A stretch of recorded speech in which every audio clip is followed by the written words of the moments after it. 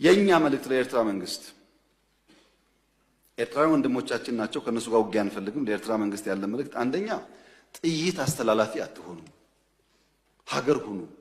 ወደ ጎረቤት ሀገር ጥይት ማስተላለፍ ጥሩ አይደለም።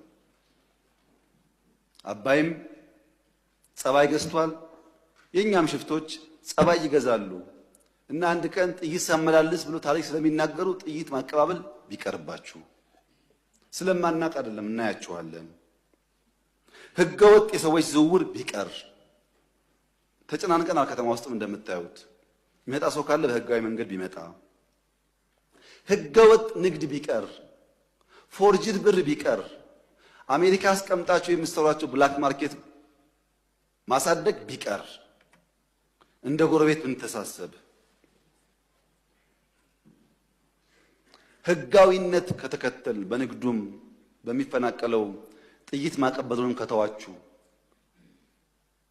በሰላም አብረን ለማደግ በፍቅር አብረን ለመቀጠል ከምን ጊዜውም በላይ ኢትዮጵያ ፍላጎት አላት።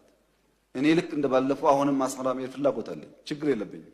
ምን ከሆነ ትርፍ ካለው ነው። ትርፍ ከሌለው ጊዜ ማባከን ነው። እኔ ባሌ የመላለስበትን ጊዜ ዝም ብዬ በከንቱ አስመራ ልመላለስ አልችልም። ጊዜ የለኝም፣ ስራ አለኝ።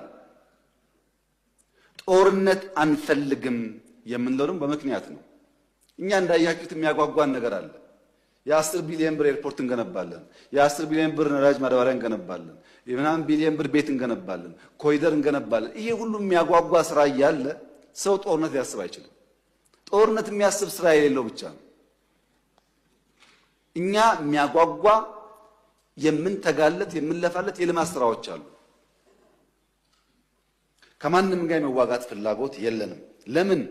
ውጊያው ከተነሳ የተከበረው ምክር ቤት ውጊያው ከተነሳ ውጤቱ ግልጽ ነው። ግልጽ ነው ውጤቱ።